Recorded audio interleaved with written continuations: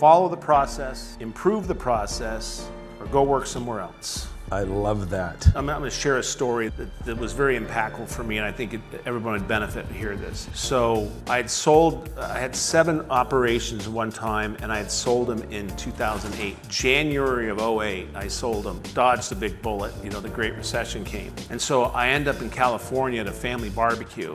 And I'm talking to this guy, and I don't know what he was, related some way, but he's telling me that he had spent his career at Otis Elevator, and he was a senior VP, ran a $500 million division, and they wanted to move back to Connecticut or something, and he said, I'm not going, I'm out. So he's retiring. He's about 50. And so we started talking, and I said, well, how'd you get into this? And interesting story, I don't want to get too deep, but back in the 70s, the elevator business was very fragmented, and so they started, PE groups or investors started to roll it up.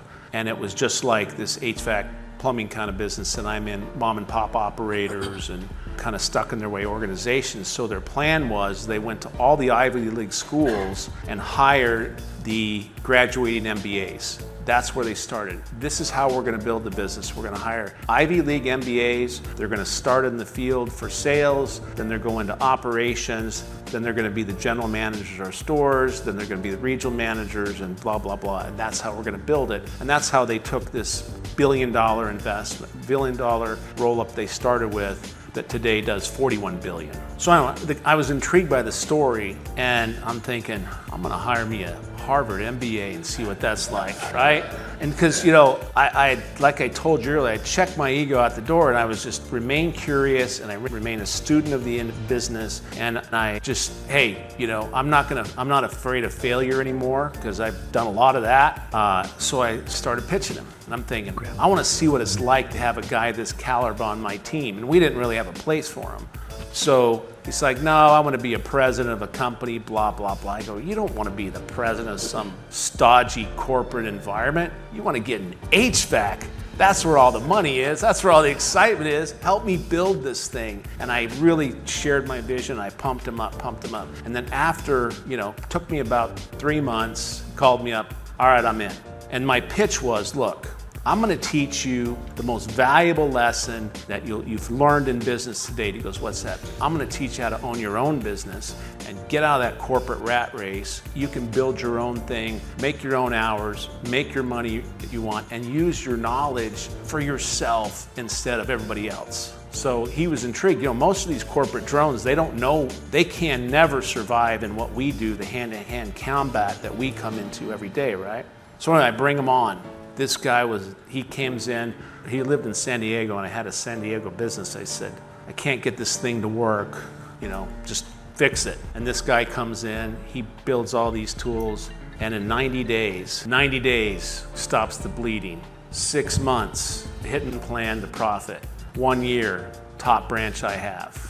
Okay, and then this guy comes in and really makes a big impression and dent into our business. And look, I'm not advocating that you're going to solve all your problems with people. It's about the system. You have to have processes. You have to have the management system you operate, and so that everybody's working in concert. But it really, really helps if you have really smart people to play in the game that you create for them to play in, right? So when you talk about hiring those people, it's a risk, because I've hired a lot of those Harvard, Stanford, and I'm like, they ain't doing anything. They just didn't have meetings. Yeah, but that's because I know where you're headed. I had a system. Do it like this. Here's your metrics. Here's how to follow it.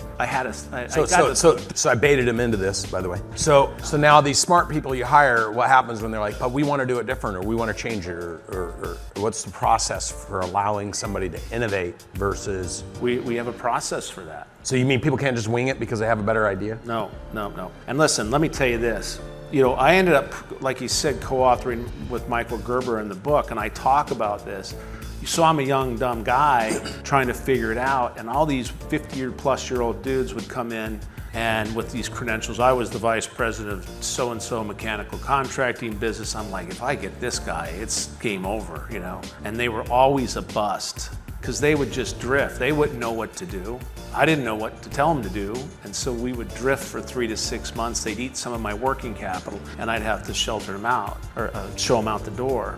And then I started thinking, and this is no offense for all us older guys, I used to tell people, there's nothing more useless than a 50-year-old executive with no momentum in his career, right? I used to say that, and then I always thought to myself, I don't want to be that guy, because they just don't know what to do in a startup environment. So I left my phone over there, and I know it's going to start buzzing in a minute. So I asked her to grab it for me, but everyone was lost as to where it was. Yeah, thank you. I know it's my wife. I saw her using the Find the Phone.